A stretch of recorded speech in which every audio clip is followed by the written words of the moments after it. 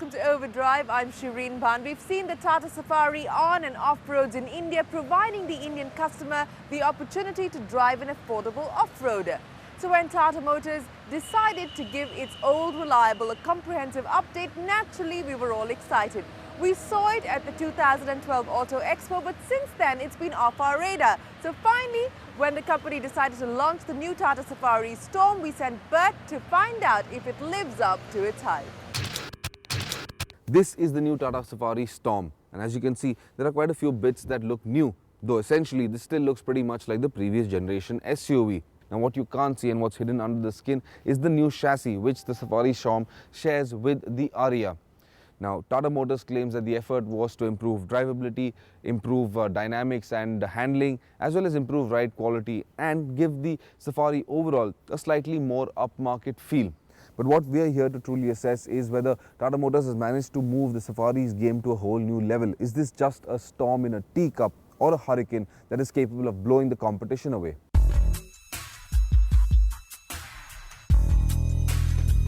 The big visual change on the outside is the front grille.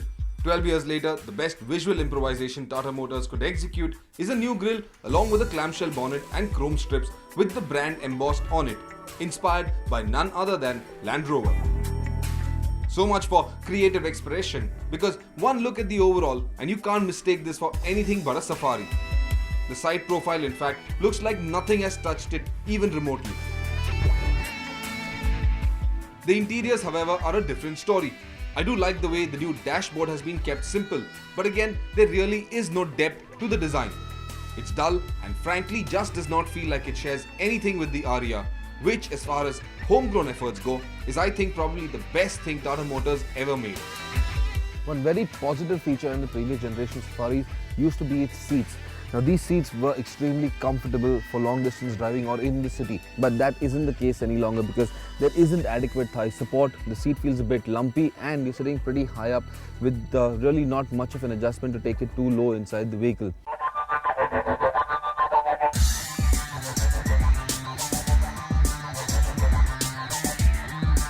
Tata Motors needs to pay a lot of attention to build quality.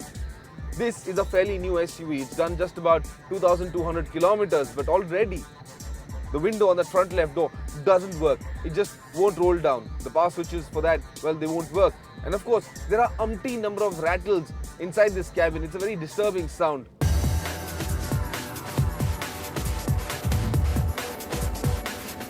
The Safari Storme comes with the same 2.2-litre common rail diesel engine. But this is a fairly torquey engine. Tata Motors have worked on this engine and they've refined the torque characteristics. And that gives it fantastic drivability, especially in urban areas where you can crawl around street traffic in third gear at slow speeds without the engine feeling stressed or strained. However, this isn't a very refined engine. You can hear a lot of noise inside the cabin interspersed with the turbo whistling away from time to time. Another mechanical gremlin pops its head up in the transmission. It is a fairly precise transmission, but from time to time it begins acting up, losing its way to the gate it needs to slot into and going all mushy. Now, while this engine is fairly torquey, it isn't very quick. 100 kilometers per hour comes up in about 16.25 seconds, and that's extremely slow for the segment. And it's all down to the high curb weight of the SUV, of the Safari Storme. It weighs about 2 tons, nearly 2,000 kilos. That fat has to be trimmed from almost every area in the Safari. Be it the drivetrain, including the engine and transmission, or the body panel, or even the chassis. It's probably time Land Rover taught Tata Motors a thing or two.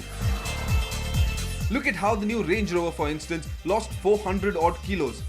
One critical area of future development then should be the chassis. The chassis is new and it may be stiffer and stronger than before, but it really doesn't do much for the Safari Storme's handling characteristics. Its dynamics, well, they're still poor. The safest operating zone for this vehicle is anywhere under 100 kilometers per hour. Go beyond that and well, it's just hairy and scary. This chassis was first seen on the Ariya, and back then we were told that the platform sharing would happen. However, this body-on-frame construction isn't taking the Safari anywhere. The tall stance and narrow track results in a lot of body roll. The steering also gets weak, and under braking, you can visibly see the nose take a dive, though I must say it's nowhere as much as in the previous generation SUV.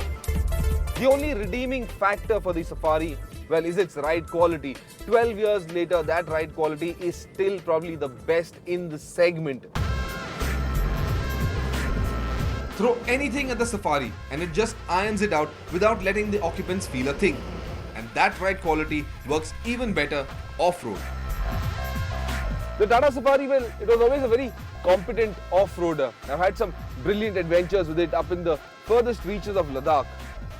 Now, I really wouldn't put it in the same league as the Mahindra Thar, but yes, this SUV, this baby can definitely take you places. But this, you have to remember, is a very heavy SUV. There are a few challenges that you really wouldn't put it through. You also need to exercise extra caution because the weight bias isn't what the off-road pros would call optimal. The massive curb weight also reduces its agility and makes it difficult to maneuver in some tricky sections. On the other hand, there is sufficient ground clearance to get you across fairly large obstacles. But despite what looks like short overhangs both at the front and rear, the angle of approach and departure could sometimes leave you without a bumper. Or worse yet, a hole in your oil sump if you aren't careful enough.